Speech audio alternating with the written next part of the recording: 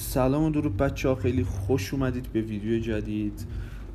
بعد از مدت ها برگشتیم، بعد از این جنگ تخمی و کیری و وضعیت گوی که توش داریم زندگی میکنیم و خلاصه که وارد حاشیه نمیشم. خیلی خوش اومدید به ویدیو جدید. امیدوارم حالتون خیلی خوب باشه. امیدوارم. امروز اومدیم چند تا VPN و DNS براتون معرفی بکنیم، هم رایگان هم پولی. کامنت انگلیسی یا فارسی بذارید تا لایکاتون نپره. دمتون گرم. خب اولین VPNی که میخوام براتون معرفی بکنم وارپ VPN هستش. لینک دانلودش رو توی چنل تلگرام براتون میذارم. بعضی از سرورهاش الان که من دارم تست میکنم، همین ویدیویی که دارید میبینید رو با این VPN دارم پلی میدم. چند تا از سرورهاش واقعا کار میکنه. همین سرورهایی که کار میکنن رو توی چنل تلگرام براتون اسکرین شاتش رو میذارم که بتونید راحت‌تر وصل بشید.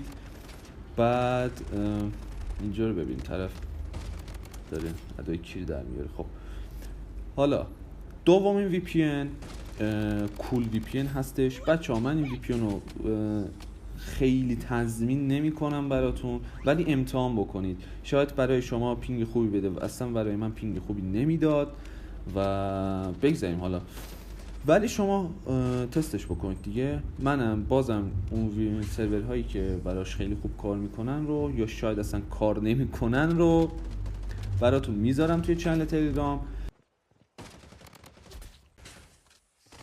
خب بزنیم.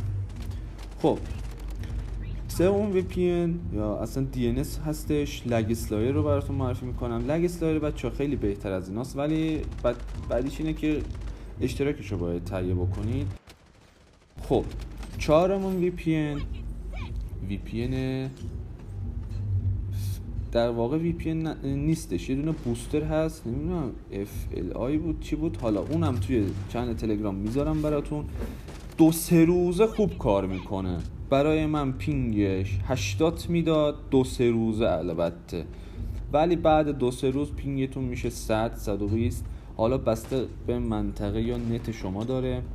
حالا یه نکته هم بگم که بچه‌ها این VPN هایی که براتون میگم همشونو با نت ایرانسل تست کردم، البته با نت همراه و نت DSL خیلی پینگش نسبت به نت همراه خوب تره، یعنی خیلی بهتر پینگ میده براتون.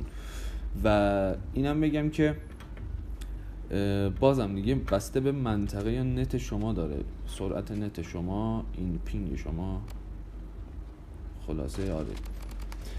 و همین دیگه. دمتون گرم که تا آخر ویدیو ما رو همراهی کردید. مرسی که هستیم بچه‌ها. حتما کامنت انگلیسی نه، کامنتی که میذاری حتما لایک بکنید تا لایک و کامنتاتون رو پاک نکنین. یوتیوب کیری هم ادا میده دیگه. خلاصه دمتون گرم، مرسی که هستید. فعلا خداحافظ.